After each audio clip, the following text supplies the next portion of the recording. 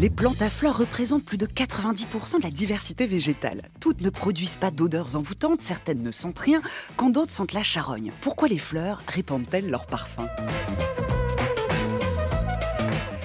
Chez nous autres, les humains, le parfum est un puissant moyen de communication et de séduction. C'est aussi le cas pour le reste du monde vivant. Si les fleurs odorantes ont développé leur fragrance, c'est pour se reproduire par zoogamie, par le biais d'animaux.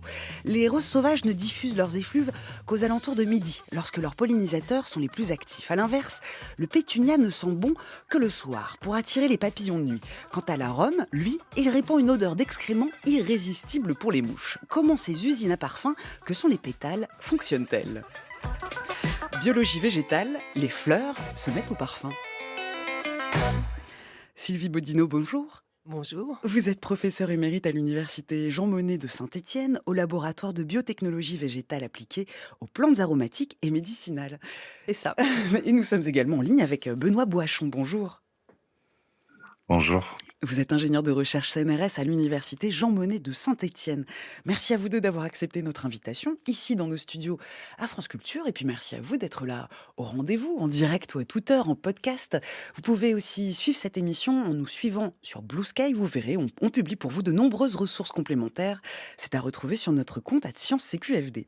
Alors pourquoi les plantes sont-elles les championnes des molécules odorantes ? Quel est le rôle écologique du parfum des fleurs ? Et comment étudier ces molécules volatiles ? Nous sommes ensemble 1 heure pour humer ces questions. Mais on commence avec notre archive du jour et le principe de base de l'olfaction. La connaissance scientifique de l'odorat est certainement tout à fait en retard par rapport à la connaissance d'autres organes des sens comme celui de la vision ou de l'audition. Nous avons certainement une difficulté à dépasser l'émerveillement que nous avons à l'égard des possibilités mystérieuses du sens de l'odorat. Et la littérature scientifique ou parascientifique et pseudo-scientifique est pleine de performances remarquables des animaux, de notations concernant la perception humaine, qui ont malheureusement le grave défaut de ne pas pouvoir être confirmées, de correspondre à des observations ponctuelles sans études systématiques. Malgré tout, cette connaissance de l'olfaction se développe. Ces dernières années, elle s'est développée rapidement, malgré la difficulté technique qu'elle présente, puisque un des problèmes principaux posés par l'olfaction, c'est la maîtrise des stimulus, des signaux olfactifs que l'on peut produire. Ces signaux sont difficilement reproductibles, difficilement mesurables et beaucoup plus difficiles donc à manipuler que les signaux visuels ou auditifs. Il y a eu peut-être également un certain désintérêt relatif des chercheurs à l'égard de cet organe sensoriel, du fait de l'opinion selon laquelle cet organe aurait une utilité secondaire chez l'homme. Voilà un extrait de l'émission Centre de gravité dans les après-midi de France Culture en 1979. Sylvie Bodino, vous partagez le point de vue du professeur André Hollet qu'on entendait à l'instant et qui disait voilà qu'on a dévalorisé l'odorat par rapport à la vue. Alors c'est vrai, c'était sûrement plus vrai encore à l'époque de l'archive. Je me souviens pas à quelle époque c'est. Voilà, 79. Donc en 79, c'était sûrement très vrai. Il y a eu beaucoup de progrès de fait. En 2004, je crois, si je me souviens bien, il y a quand même eu un prix Nobel pour les récepteurs olfactifs. Donc ça a donné tout un élan à la recherche sur ce sujet. Et maintenant, il y a beaucoup de chercheurs qui s'intéressent à ça. Je pense que c'est pas vraiment un désintérêt, c'est juste que, effectivement, comme le dit l'archive, c'est plus facile de s'intéresser à la vision, qui est le sens roi pour l'humain. Une des choses aussi que je pense qui empêche un petit peu qu'on s'intéresse à ça, c'est qu'on n'a pas un vocabulaire pour les odeurs. À part les parfumeurs, peut-être, qui ont un vocabulaire très spécifique. Nous, quand on fait référence à une odeur, on fait toujours référence à autre chose. On va dire une odeur de rose, une odeur de banane, une odeur d'excréments. Voilà, on n'a pas un vocabulaire comme on peut dire qu'une odeur est rouge, bleue, verte, indépendamment de ce qu'elle ce qu'elle représente. Donc ça, c'est un handicap. Par contre, ce qui a énormément progressé, c'est les techniques de recueil et de capture des odeurs. Donc ça, je pense qu'on peut plus dire que c'est quelque chose qui n'est pas à notre portée. Et la communauté qui s'intéresse à l'olfaction est grandissante, vraiment. Et comme vous Et dites, puis bon, avec le Covid, c'est sûr que ça a encore redonné un élan de regain d'intérêt pour ces en recherches. effet, la privation de l'odorat. Et puis, comme vous dites, prix Nobel de physiologie et de médecine en 2004 avec les travaux de Buck et Axel qui ont découvert les gènes qui encadrent le développement des récepteurs olfactifs. Des travaux qui ont eu lieu en 91, on y reviendra. Mais d'abord, Benoît Boichon, votre réaction, vous aussi, à l'écoute de cette archive, sur voilà, le fait d'étudier comme ça ces molécules odorantes, c'est plus difficile à étudier. Enfin, du moins, ça l'a été Ah longtemps. ouais, je pense que oui, voilà, je pense que Sylvie a bien résumé la chose et que pendant longtemps, on s'est moins intéressé aux molécules volatiles parce que c'était pas facile de les étudier. Je pense que les écologues ont plus regardé en fait l'attraction des fleurs par rapport à leur couleur, leur forme pour les insectes que à essayer de comprendre s'il y avait des molécules volatiles qui pouvaient les attirer. Et au fur et à mesure, eh ben, on a développé ces méthodes-là et on peut beaucoup plus facilement les analyser, les identifier, même si beaucoup sont inconnus, mais on a des belles librairies où on peut reconnaître ces composés. Et donc, je pense que là-dessus, on a fait un grand chemin. Puis il y a eu le développement aussi de la génétique et des premiers génomes de plantes qui ont été publiés. Et on a pu aller chercher les gènes qui étaient responsables de la synthèse de ces composés. Sylvie Bodino, alors c'est pas votre spécialité, mais on peut revenir quand même sur le principe global de l'olfaction chez l'humain. Comment fonctionnent nos récepteurs Oui, olfactifs? alors les neurobiologistes qui sont mes collègues me corrigeront si je dis des grosses bêtises, parce que c'est vrai que c'est pas ma spécialité, mais en gros, hein, au fond de notre cavité nasale, on a ce qu'on appelle une muqueuse olfactive, un épithélium olfactif, et à la surface de cet épithélium, il y a des neurones. Et sur ces neurones, hein, qui sont donc des cellules qui sont présentes en grande quantité, les cellules nerveuses, à la surface de ces neurones, sur la membrane, on a ce qu'on appelle des récepteurs olfactifs, hein, et c'est vraiment ça que Axel et Burke ont découvert en 2005. Enfin, ils ont été récompensés pour ça en 2005.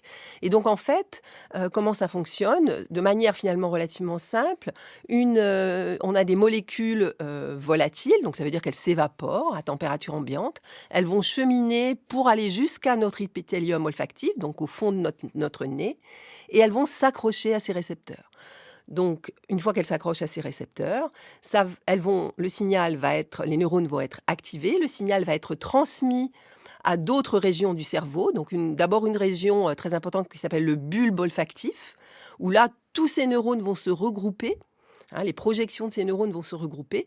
Et ensuite, de là, du bulbe olfactif, le signal va être transmis dans des régions supérieures du cerveau. Et c'est là où vous allez avoir les phénomènes de mémorisation, d'émotion, de récompense, etc., de circuit de la récompense. Voilà. Après, ça devient très, très complexe.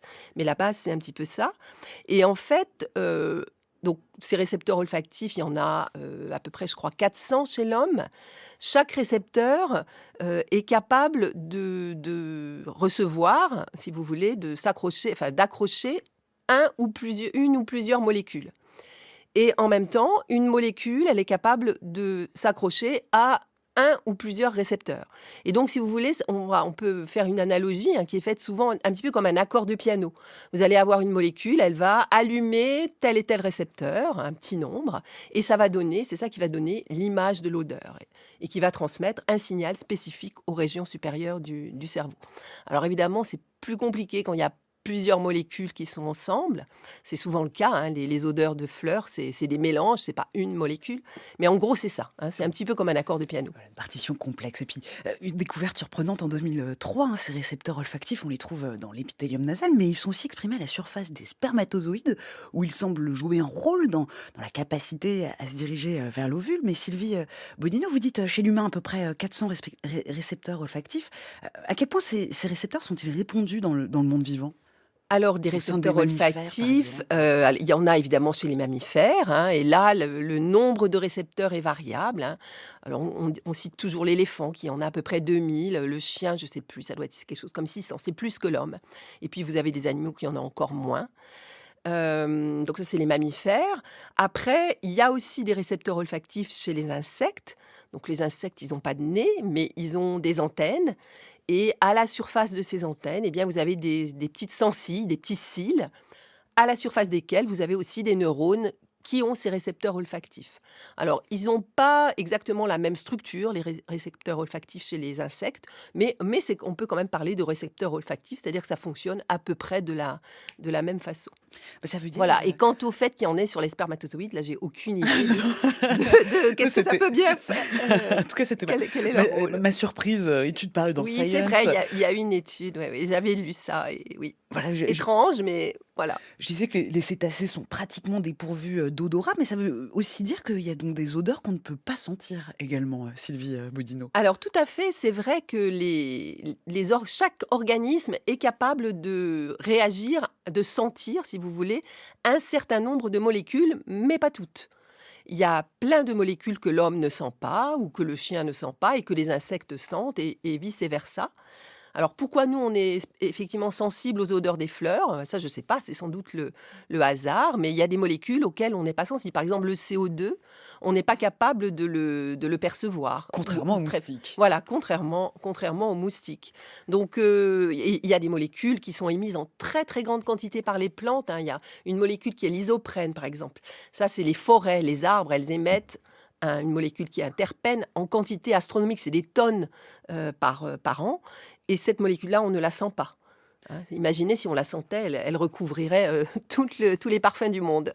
Voilà, cette question de l'olfaction, ça fonctionne vraiment en deux parties avec des clés, entre guillemets, et des serrures, des molécules émises et des récepteurs.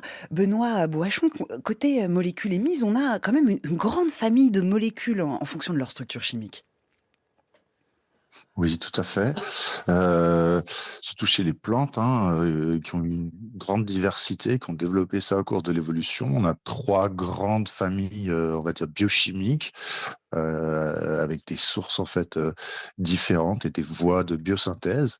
Et on retrouve à peu près les 3 plus grandes, les terpènes dont Sylvie a parlé. Et les terpènes, c'est la plus grande famille de molécules qu'on retrouve dans le milieu naturel, et on en connaît certaines, par exemple les caroténoïdes, ou encore des molécules qu'on va retrouver chez la menthe, ou l'odeur de menthe, le menthol, le citronellol, ce genre de choses. On a aussi des dérivés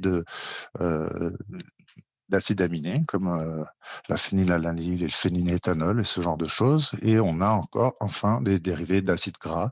Et c'est qu'on appelle les green leaf volatiles. Alors, je ne sais plus trop en français, mais c'est un peu cette odeur qu'on entend d'herbe coupée, qu'on sent très fort l'été quand la tondeuse vient d'être passée. On essaye justement de cartographier toutes ces relations molécules-récepteurs, Sylvie Bodino. On parle même de désorphaniser comme comme des orphelins, c'est ça? Oui, alors c'est vrai que ces 400 récepteurs, on ne sait pas quelles molécules ils sont capables d'accrocher, de fixer. Et c'est tout un grand travail des biochimistes et surtout des neurobiologistes de mettre une molécule sur chaque récepteur, et chaque récepteur face à toutes les molécules qu'il peut fixer. Et c'est ça qu'on appelle désorphaniser. Ça veut dire qu'un récepteur, tant qu'on ne lui a pas trouvé une molécule qui s'accroche, eh bien, il est orphelin de ces molécules. Il n'a pas de molécule. Donc c'est tout un travail, et ça, c'est vraiment un champ qui est en pleine expansion, et vraiment, je pense que dans quelques années, ce sera fait. Surtout que les industriels s'intéressent aussi beaucoup à ça, et ils ont des moyens d'avancer très très vite. Et on reviendra également sur les applications et pourquoi les industriels s'y intéressent. Mais d'abord, pour comprendre comment ces parfums sont émis par des fleurs, il va falloir rentrer dans le détail de la chimie cellulaire. Comment ces molécules odorantes sont-elles synthétisées puis émises? Restez avec nous.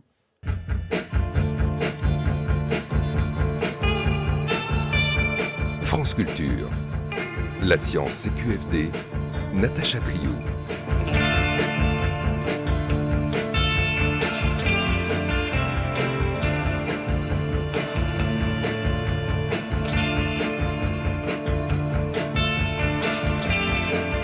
En direct sur France Culture avec Sylvie Bodino et Benoît Boichon.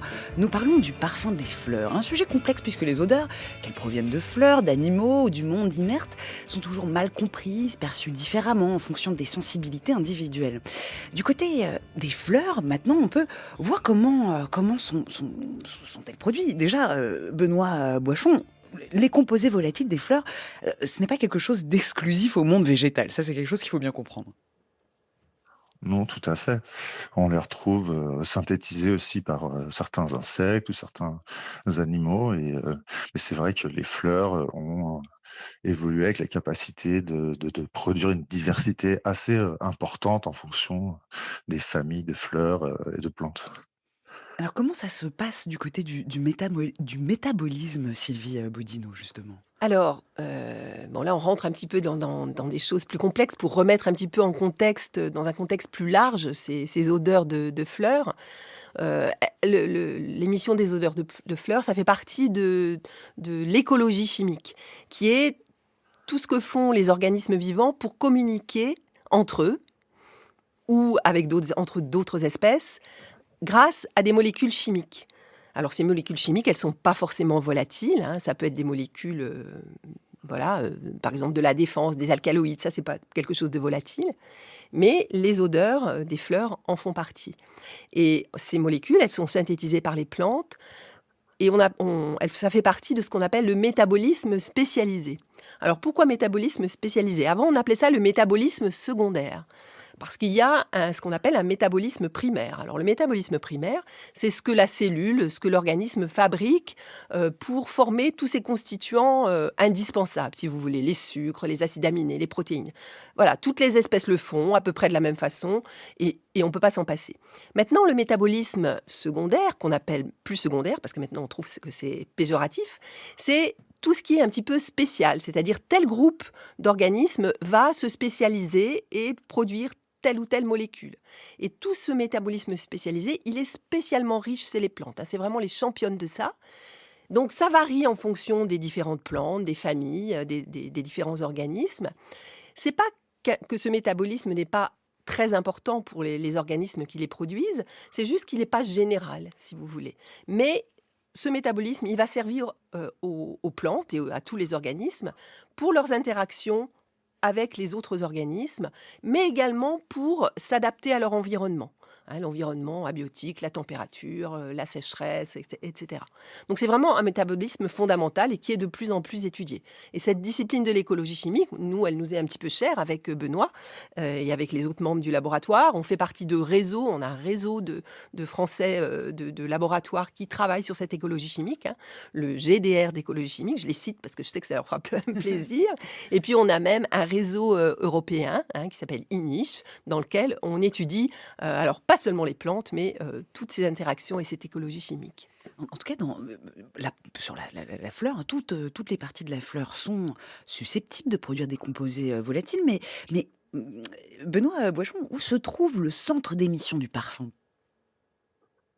Alors principalement, c'est les pétales, hein, même si on peut retrouver, quand même de l'émission dans les anthères et les pistils. Mais, les fleurs ont cette particularité d'avoir des cellules un petit peu spéciales, hein, normalement, avec en fait une structure en fait, en cône qui va un petit peu augmenter, la surface en fait de diffusion, alors que par exemple une, cellule de feuille va être un peu plus plate, par exemple. Et ça, c'est, très particulier, aux pétales. C'est ça, quand la fleur s'ouvre, c'est les pétales qui vont émettre, Sylvie Bodino. Oui, absolument, surtout qu'il y a des fleurs, vous avez des fleurs qui ont beaucoup de pétales, donc en masse, le parfum qui va être émis par les pétales va être très important. Mais c'est vrai, comme le dit Benoît, que les étamines peuvent aussi émettre des composés volatiles. Et puis quand la fleur est en bouton, quand elle est fermée, hein, elle est en quelque sorte protégée par des petits organes verts qu'on appelle des sépales. Et là, ces sépales, ils sont plutôt faits, s'ils émettent des odeurs, c'est plutôt pour repousser les agresseurs. Alors ce serait quoi des agresseurs? Ce serait un insecte herbivore qui voudrait manger le bouton. Voilà, donc ça, la fleur, c'est pas son intérêt de se faire manger. Et donc elle va émettre des composés plutôt répulsifs, hein, qui vont repousser les insectes. Et puis quand elle va s'ouvrir, là, c'est les pétales qui vont prendre le relais et qui vont en quelque sorte guider les insectes, alors à longue ou à courte distance. Pour les étamines, ce qui a été montré aussi, c'est que ça peut effectivement attirer les insectes, mais ça peut aussi avoir un effet antimicrobien, par exemple. Empêcher que les organes reproducteurs, donc les étamines, c'est les organes reproducteurs mâles, soient attaqués par des bactéries ou des champignons. Voilà. Et donc là, il y a des molécules qui sont des molécules de défense qui vont protéger en quelque sorte les précieux organes reproducteurs de ces fleurs. Benoît Boichon, comment se déroule la synthèse de ces composés volatiles, de ces molécules Alors qu'on là, vient on de... rentre dans le dur. Eh Allez, bien, c'est parti. comme elle expliquait, Sylvie, en fait, ça vient du métabolisme spécialisé, hein. En gros, le métabolisme, primaire, il va utiliser les plantes, elles utilisent le carbone, le CO2 de l'atmosphère pour construire des sucres et compagnie, des petites briques pour faire des protéines et ainsi de suite, toutes les molécules indispensables à la vie. Et ces molécules, elles vont être détournées par des voies de biosynthèse bien particulières avec de nombreuses étapes et des enzymes en fait qui vont modifier les molécules jusqu'à produire en fait ces petites molécules, hein, c'est pas beaucoup de carbone, qui sont assez lipophiles, hein, qui sont assez légères aussi et qui font que elles sont en fait volatiles en fait, qu'elles puissent être s'envoler dans l'atmosphère et aller attirer les insectes. Oui, voilà, c'est un cycle complexe qui associe plusieurs réactions enzymatiques, Sylvie Bodino, et on distingue trois principales voies cellulaires impliquées justement dans ces composés organiques volatiles au niveau des fleurs uniquement. Alors, Mais pas seulement. vous voulez dire les familles biochimiques? Exactement. Voilà, donc il y a, comme on l'a dit tout à l'heure, il y a les terpènes. Alors les terpènes, la spécialité chez les plantes, c'est qu'elles sont faites par deux voies différentes. Une voie qui a lieu dans les chloroplastes, hein, qui sont les petits organes verts, les petits organelles verts qui font la photosynthèse. Donc il y a une partie de la synthèse des molécules volatiles qui se fait dans ces chloroplastes. Et puis il y a une autre partie qui se fait, si vous voulez, dans la cellule, ce qu'on appelle le cytoplasme. Donc ça, c'est spécial aux plantes, hein. Chez les humains, c'est simplement la voie du cytoplasme qui est active. Et dans ces deux compartiments, eh bien, vous allez avoir des enzymes, des étapes enzymatiques qui vont conduire souvent d'un précurseur, donc une molécule de départ, si vous voulez, à l'origine, qui, elle, n'est pas volatile. Elle va subir des transformations chimiques, tout un tas de transformations chimiques. Alors, ça peut être des dizaines de réactions ou ça peut être plus simple, ça peut être trois réactions. Et ça va produire une molécule volatile. Et cette molécule volatile, eh bien, elle va sortir de la cellule. Et là, c'est quelque chose qu'on connaît vraiment très, très, très, très mal. Voilà, ça c'est la grande question, le mystère justement des mécanismes de l'émission, Benoît Boichon. Comment justement Mmh. ces composés organiques volatiles parviennent-ils à traverser la membrane cellulaire? Ça, on le comprend pas du tout.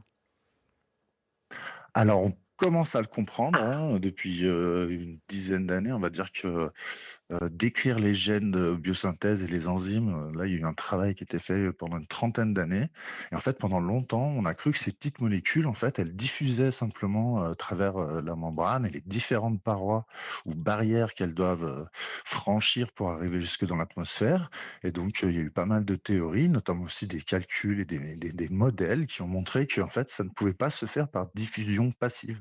Sinon, en fait, ces molécules, souvent qui sont assez toxiques, hein, comme disait, Sylvie, elles sont aussi là pour la défense et ben, elles allaient être, dangereuses et toxiques, en fait, pour les membranes et donc on a cherché et on a trouvé, un transporteur, par exemple, qui permet à ces molécules de traverser la membrane plasmique, hein, qui est composée de double couche de phospholipides, donc très lipophile et ces composés-là, on a réussi à montrer qu'ils passaient par des transporteurs et derrière ensuite, il y a d'autres enzymes qui aussi, ont été montrées, pour, qui montraient, dont on a pu montrer qu'elles, prenaient en charge ces molécules pour les emmener jusqu'à la cuticule, hein. La cuticule, c'est la dernière couche de l'épiderme des fleurs et qui est composée principalement de cire, d'acide gras et qui est très lipophile. Et on a également montré que cette couche, elle était très importante en fait. Elle permettait un peu de faire un réservoir de ces molécules et jusqu'à un certain seuil qu'il faut atteindre pour que ces molécules puissent ensuite être émises dans l'atmosphère. Voilà, donc en fait, ces composés organiques, sont escortés à travers la cellule et sa membrane par des protéines de transport dédiées, comme vous dites. Mais alors aussi, autre question, c'est du côté de la réception. Ce qu'on comprend pas bien, il me semble, c'est comment les plantes elles-mêmes réceptionnent ces composés, volatiles. Benoît Boichon. Oui, c'est vrai. Alors, ça dépend quelles molécules. Il y a certaines molécules dont on connaît, des choses depuis longtemps, par exemple l'éthylène, hein, qui est une hormone qui fait partie des quelques grandes hormones que les plantes utilisent pour la croissance et compagnie. Donc ça, on sait qu'il y a des récepteurs, c'est connu depuis longtemps et on l'utilise d'ailleurs, dans l'industrie. Par exemple, les bananes, qui sont acheminées, elles sont coupées avant d'être, mûres, et transportées par cargo. Ensuite, elles reviennent ici et elles sont mises dans des chambres, on met de l'éthylène et ça leur permet de mûrir. Ça, on connaît. Par contre, comment les plantes, entre elles, elles, vont, on va dire, percevoir les molécules d'une ou telle plante, ça, on connaît très, très peu encore. Sylvie Bodino? On commence à Oui, travailler dessus. oui, oui, On et n'a ça pas de oui, c'est des allez-y. c'est des choses qui sont travaillées au labo, hein. Benoît peut en parler mieux que moi parce que c'est un de ses sujets de recherche en collaboration avec, un laboratoire, américain. Donc on travaille à la fois sur ces sujets-là, mais aussi sur, le sujet de la sécrétion, l'émission des composés volatiles, comment ils voyagent dans la cellule. Ça, c'est des sujets qu'on a avec, ce laboratoire américain. Oui, c'est un grand mystère et ce serait très intéressant parce qu'en fait, bon, évidemment, les plantes, elles n'ont pas d'oreilles, hein, ça c'est sûr, mais on pense qu'elles ont des récepteurs à la surface de leur membrane. C'est juste que dans la plupart des cas, on n'a pas encore, trouvé ces récepteurs pour toutes les molécules. Mais là aussi, c'est quelque chose qui va être très intéressant. Je ne sais pas, il y a par exemple des plantes parasites qui se guident grâce aux odeurs. Je pense à l'exemple de la cuscute, qui est une plante parasite, qui parasite plein de plantes, mais en particulier la tomate. Et c'est travaillé par une collègue suisse. Et ils ont montré que en fait, cette cuscute, quand elle germe, en fait, elle n'a pas les réserves qu'il faut.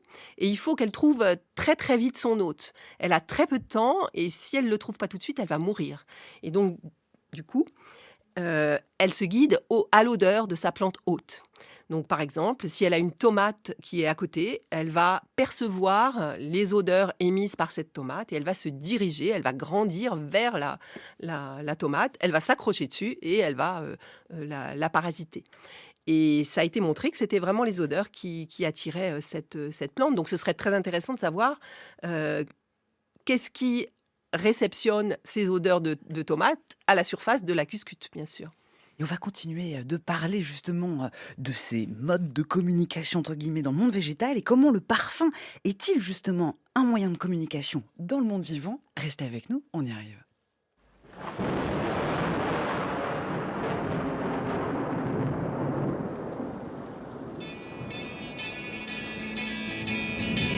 Woke up one morning half asleep with all my blankets in a heap and yellow roses scattered all around.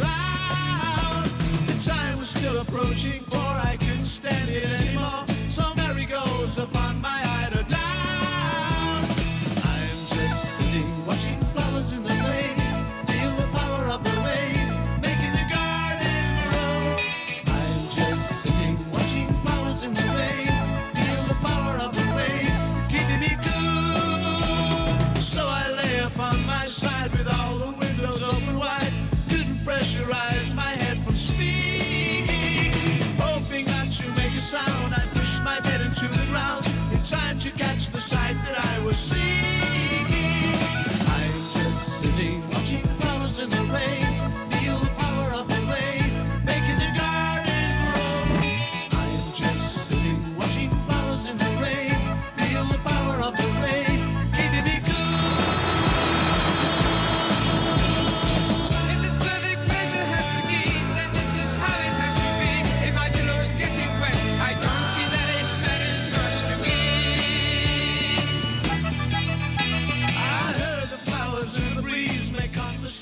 The Move, Flowers in the Rain, en direct sur France Culture.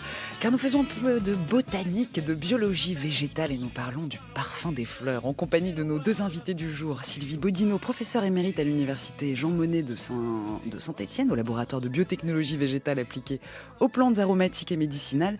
Et Benoît Boichon, ingénieur de recherche CNRS à l'université Jean Monnet de Saint-Étienne. Alors, ces angiospermes, ces plantes à fleurs, représentent 90% des espèces végétales connues. Cette immense diversité, c'est l'un des plus grands succès de l'histoire évolutive. Darwin avait d'ailleurs du mal à comprendre l'apparition évolutive des fleurs, ce qu'il qualifiait d'abominable mystère. Alors sait-on, quand est-ce que la planète s'est-elle offerte des fleurs et des fleurs odorantes ? Alors, on ne sait pas exactement l'origine. Il y a encore des petits mystères, comme avait dit Darwin sur l'origine. Mais en gros, on pense que vers 140 millions d'années, 130-140 millions d'années, on commence à avoir les premiers fossiles bien caractérisés. Alors après, il y a d'autres méthodes pour connaître l'origine. Il y a des méthodes plus moléculaires, des méthodes qui font intervenir l'horloge moléculaire. Et là, ces méthodes qui font intervenir l'horloge moléculaire, elles donnent une origine encore plus ancienne. Donc il y a encore une petite controverse là-dessus. Ça veut peut-être dire tout simplement qu'on n'a pas encore trouvé les fossiles les plus anciens. Voilà, ça peut être quelque chose. Mais en tout cas, ce qui est sûr, et ce qui étonnait Darwin, c'est que entre 140 et 90 millions d'années, il y a eu une explosion incroyable de ces angiospermes, avec, comme vous le disiez, une diversité identique à celle qu'on a actuellement. Donc, elles ont véritablement explosé, envahi toute la Terre, surmonté toutes les autres plantes. Et ça, alors il y a des hypothèses, on ne l'explique pas encore complètement. Alors une des explications, bien sûr, c'est toutes les innovations que ces plantes à fleurs ont mis en place. Donc la fleur, bien sûr, ça c'est une innovation. Et cette fleur, ça lui a permis d'attirer les pollinisateurs. Je pense qu'on va en reparler, bien sûr, avec cette coévolution. Mais il y a aussi d'autres phénomènes. Par exemple, elles ont aussi, les plantes à fleurs, elles ont aussi inventé le fruit. Et le fruit, c'est un moyen pour les graines de se disperser. Les plantes qui étaient avant les angiospermes, les gymnospermes, elles n'avaient pas de fruits. Elles avaient des graines, mais elles n'avaient pas de fruits. Et donc, cette dispersion des fruits par les mammifères, par les oiseaux, ça aussi, c'est sûrement une des clés du succès très, très importante. En effet, le plus ancien fossile de plantes à fleurs dont on dispose, découvert en Chine, est daté de 125 millions d'années. Et puis on a un fossile aussi qui nous intéresse encore plus dans le cadre de la pollinisation. 2019, un petit insecte coléoptère qui est décrit dans de l'ambre birman. Et alors lui, il date du début du Crétacé supérieur, il y a environ 99 millions d'années. Et il porte sur ses poils une soixantaine de graines de pollen. Oui, mais je pense que c'est plutôt un gymnosperme des conifères de gymnosperme. Donc ça veut dire que la pollinisation et les interactions entre les insectes et les plantes étaient là avant les plantes à fleurs. Il y a des gymnospermes qui sont les plantes les plus anciennes, qui étaient là avant. Elles avaient déjà des interactions avec les insectes. Les cycas, par exemple, ils sont déjà pollinisés par des insectes. Mais oui, on peut retrouver dans l'ambre fossilisé des insectes avec du pollen, et ça prouve bien que déjà ces interactions, elles sont très très anciennes. Alors ces interactions, en effet, si les fleurs sentent bon, enfin pas toutes, certaines ne sentent donc rien, mais ces fleurs, c'est une stratégie de reproduction. C'est avant tout pour que ces odeurs attirent et guident les pollinisateurs jusqu'à l'organe reproducteur, Sylvie Bodino. Oui, tout à fait. Donc, en fait, c'est pour la pollinisation. La pollinisation, c'est le transport du pollen d'une fleur à une autre. Alors, pourquoi la plante, elle a besoin de transporter le pollen d'une fleur à une autre ? Vous allez me dire, une fleur, ça a à la fois le côté mâle et le côté femelle. Je vous ai dit, il y a des étamines, il y a un pistil. En fait, c'est la stratégie de faire de la pollinisation croisée, c'est-à-dire un pollen qui féconde une autre fleur, ça a un avantage adaptatif. Alors, bien entendu, les plantes, elles savent faire souvent, mais pas toujours, de l'autofécondation, c'est-à-dire leur propre pollen féconde leur propre pistil, mais c'est pas une stratégie évolutive qui a été très, très utilisée, et du point de vue évolutif, c'est plus intéressant d'avoir une pollinisation croisée, parce que ça permet une diversité de gènes dans la population. qui fait que les plantes qui font cette pollinisation croisée, eh bien, elles s'adaptent beaucoup mieux au changement de l'environnement. Donc, elles ont besoin de quelque chose qui transporte le pollen. Et en fait, il y a plein de façons de transporter le pollen. Ça peut être le vent, ça peut être l'eau, voilà. Mais souvent, c'est les animaux.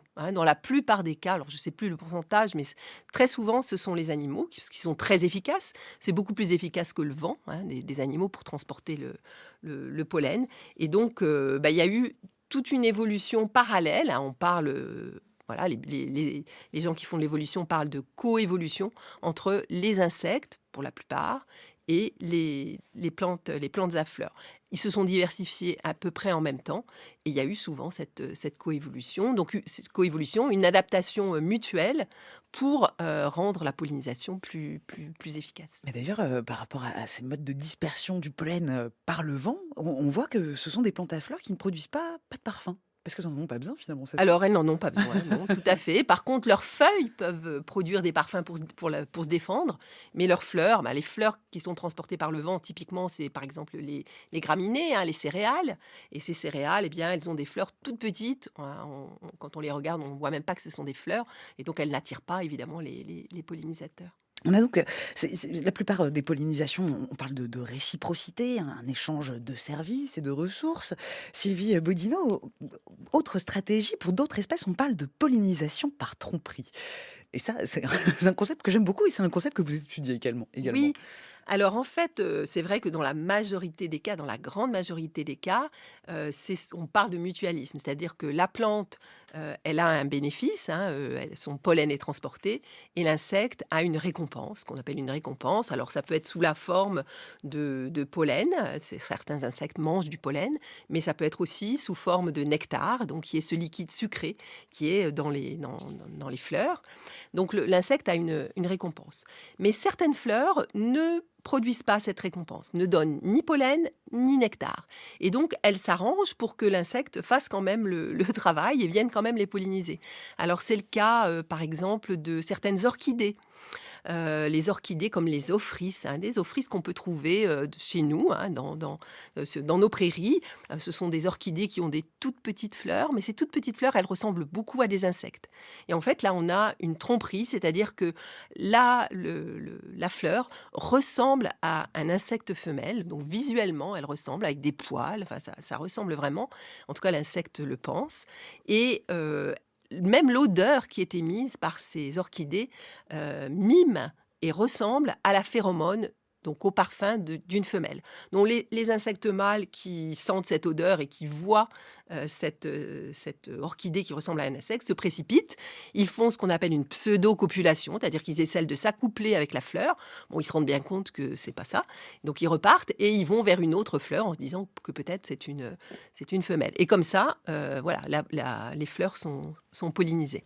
On continue de parler de pollinisation avec des insectes, des fleurs et le reportage du jour. Les odeurs émises par les plantes à fleurs sont captées par nombre d'insectes pollinisateurs à travers des voies de communication qui s'étudient à l'échelle moléculaire jusqu'au comportement des individus. Et on continue d'en parler avec vous, Céline Lausanne, bonjour. Bonjour Natacha. Alors pour découvrir ces méthodes d'études, vous avez butiné du côté de l'Institut d'écologie et des sciences de l'environnement de Paris. Oui, exactement, pour découvrir des méthodes qui croisent anatomie, physiologie et génomique. On peut alors identifier les mécanismes de reconnaissance des odeurs chez les insectes pollinisateurs. On voit par exemple comment ils modulent leur trajectoire de vol vers les fleurs à butiner. C'est la neuroéthologie de l'olfaction que met en pratique le chercheur Mathieu Daché dans ses expériences. Alors, dans des tunnels de vol, par exemple, il diffuse des odeurs à des concentrations et des directions variées par des olfactomètres. Ensuite, il peut analyser par trajectomètre comment l'insecte optimise son vol, une méthode qui veut simuler le naturel pour mettre en évidence certaines fonctions cognitives.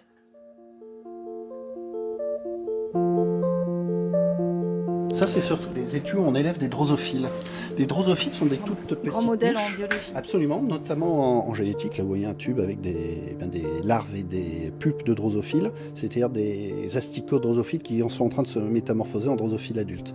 Il y en a quelques-unes en haut. Ah oui. Et en bas, c'est le milieu de culture dont elles se nourrissent. Et l'idée, c'est que comme on maîtrise parfaitement leur génétique, il est possible, dans ce fameux nerf antennaire, dans ces fameux récepteurs antennaires de la drosophile, on peut parfaitement faire disparaître le récepteur normal de leur neurone, puisqu'on connaît le gène de ce récepteur et qu'on peut contrôler son expression, on l'enlève et à la place, on peut mettre le gène olfactif de n'importe quel insecte. On peut enregistrer le gène olfactif de n'importe quel insecte dans l'antenne de la drosophile. Donc la drosophile, potentiellement, pour être capable de reconnaître une odeur de plante ou une phéromone Absolument, absolument. Alors, naturellement, ce n'est pas du tout une situation naturelle, c'est un modèle de laboratoire, mais l'intérêt, c'est d'étudier une fonction. Grâce aux outils génétiques modernes, on peut avoir accès aux gènes de n'importe quel insecte. Une fois qu'on a trouvé les gènes de l'olfaction, on peut les faire exprimer dans l'antenne de drosophile et donc caractériser tous ces gènes d'olfaction de façon routinière. En deuxième intention, on peut faire de l'imagerie calcique, c'est-à-dire enregistrer le cerveau de l'insecte. Et enfin, on peut observer le comportement, et c'est ce que je vais vous montrer maintenant. Alors pourquoi étudier la perception des odeurs chez les insectes? Il y a deux raisons. Une raison fondamentale et une raison appliquée. La raison fondamentale est que l'olfaction s'effectue, et c'est assez spectaculaire, par des mécanismes qui sont finalement assez semblables. Pour rentrer un petit peu dans les détails, comme chacun sait, chez un mammifère comme un être humain, les odeurs vont être perçues au niveau du nez, plus spécifiquement au niveau de neurones qui sont situés dans la muqueuse du nez. Chez les insectes, on va trouver des neurones qui sont un peu semblables et qui sont situés non pas dans le nez parce qu'ils n'en ont pas, mais à la surface de leurs antennes, dans des petites structures qui sont souvent en forme de poils, même si ce ne sont pas des poils, et qu'on appelle des sensilles. À l'intérieur de ces sensilles ou de la muqueuse de notre nez, donc, on va trouver des neurones à la surface desquels on va trouver des récepteurs aux molécules de l'environnement. C'est-à-dire que les molécules de l'environnement peuvent brièvement s'associer, s'attacher aux récepteurs du neurone, et ce faisant, le neurone détecte cet attachement de la molécule de l'environnement et réagit. Les insectes, par exemple, les papillons de nuit ou les abeilles, ont un système nerveux central qui peut traiter l'information comme nous. Absolument. Et lorsqu'on regarde l'organisation de leur système nerveux central pour la perception des odeurs et que l'on regarde la nôtre, on se rend compte que c'est très semblable, avec une structure qui s'appelle le lobe antennaire et qui est située à la base de leurs antennes. Donc l'organisation de la perception des odeurs est relativement similaire entre les insectes et les mammifères.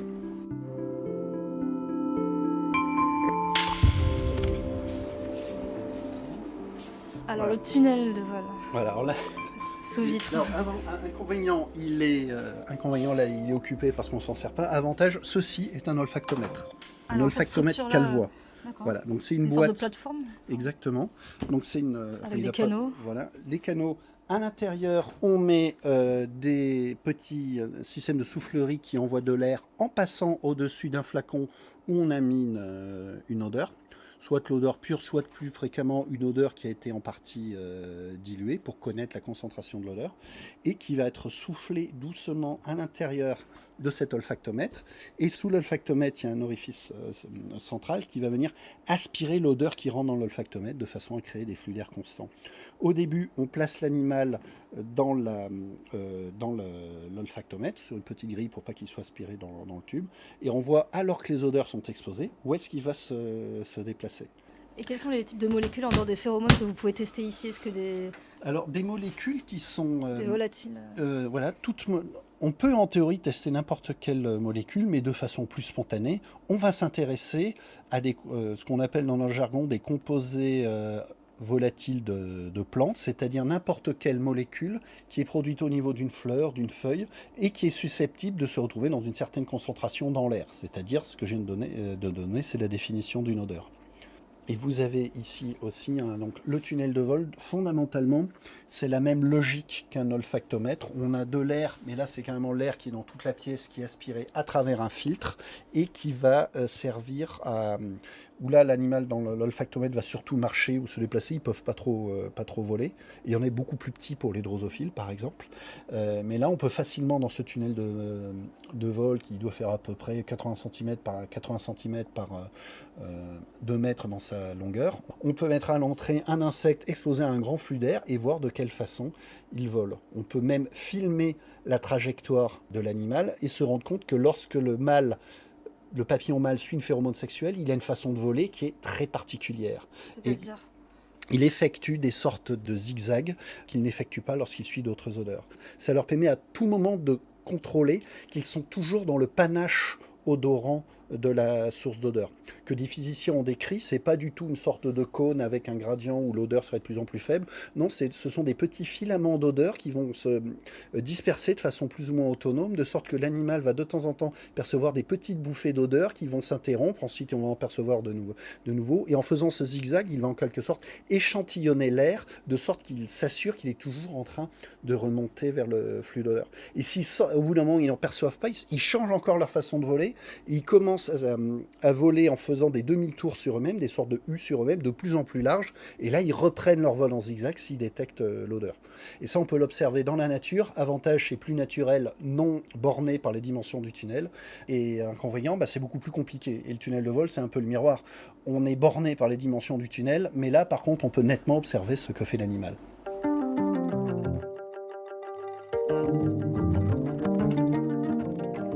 Merci Céline Nozen.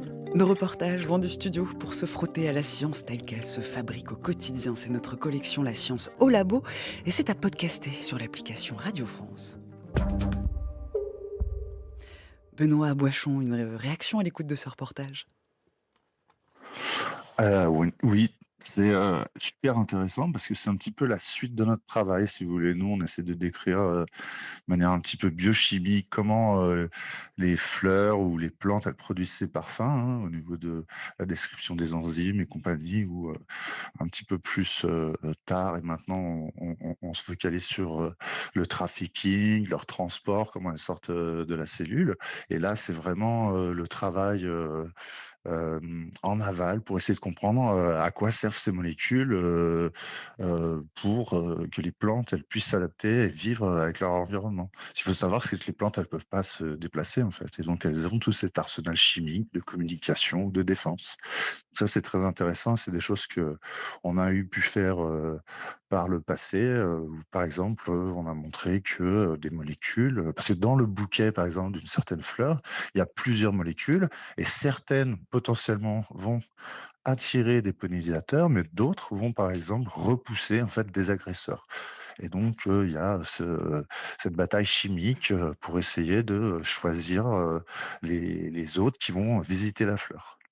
Il y a une plante qui a un arsenal chimique corsé, Sylvie Bodino, c'est l'arôme. Lui, ça c'est assez incroyable comme spécimen.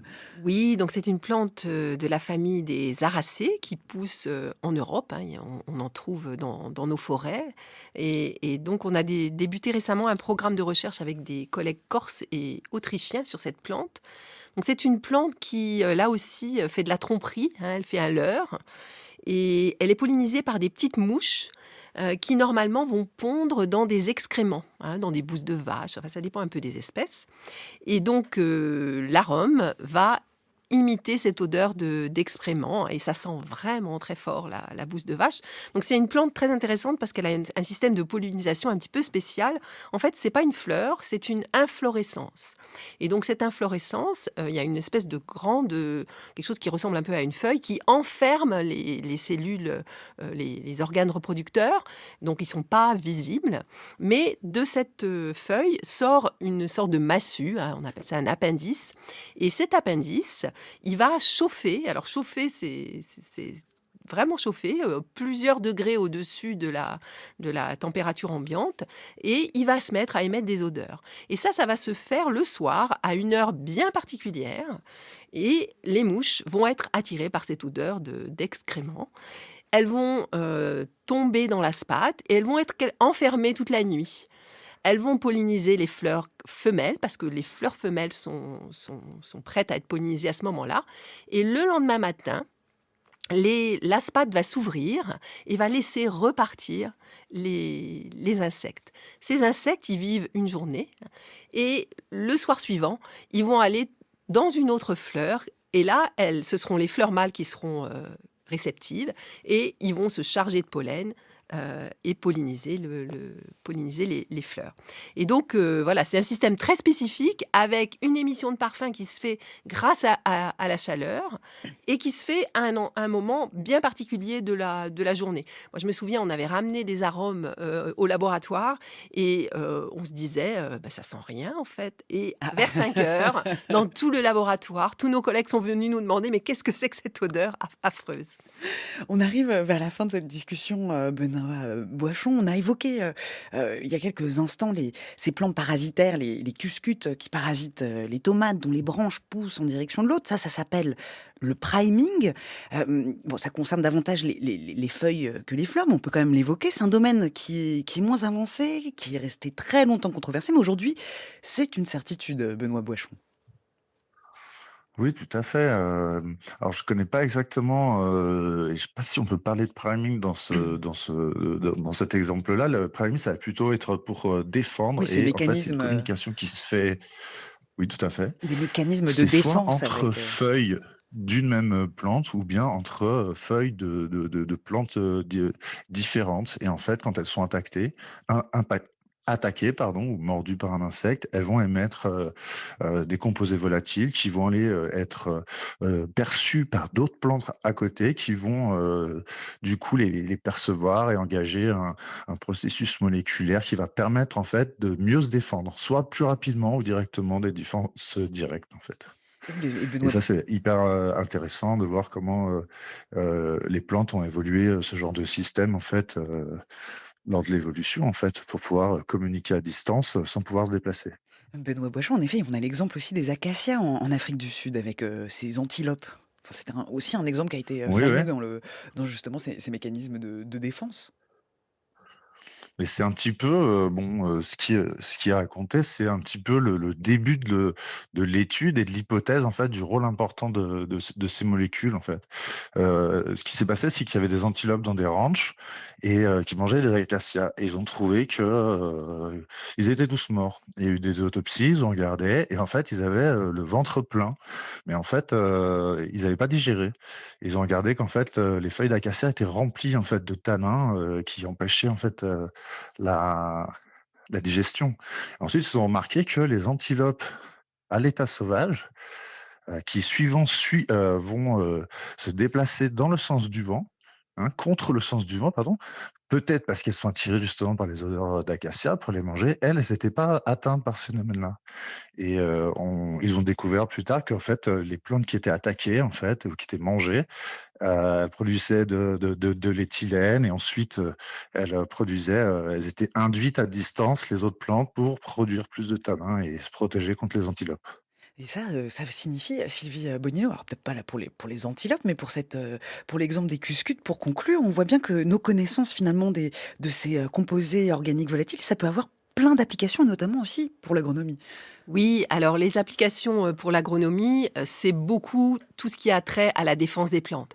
On aurait envie, alors évidemment, on utilise de moins en moins de pesticides, hein, parce que de moins en moins de pesticides sont autorisés, et on a envie d'utiliser, alors les huiles essentielles par exemple des plantes. Il y a des gens qui essayent de voir comment on pourrait tirer parti de ces huiles essentielles pour lutter contre les ravageurs des plantes.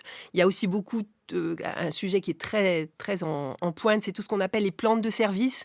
Comment on peut utiliser des plantes qui émettent des odeurs dans un champ pour repousser les ravageurs ou éventuellement attirer les ennemis des ravageurs. Ça, on n'en a pas parlé, mais il y a tout un pan de recherche sur la défense indirecte, c'est-à-dire la plante, elle émet des odeurs pour attirer les ennemis de ces ravageurs. Et tout ça, c'est très, très, très en plein développement, on va dire. En tout cas, merci à vous deux de nous avoir accompagnés tout au long de cette heure. C'était passionnant. Tout de suite, on quitte les fleurs pour parler de flore intestinale, et on parle du microbiote des enfants. C'est la chronique avec science d'Alexandra Delbo.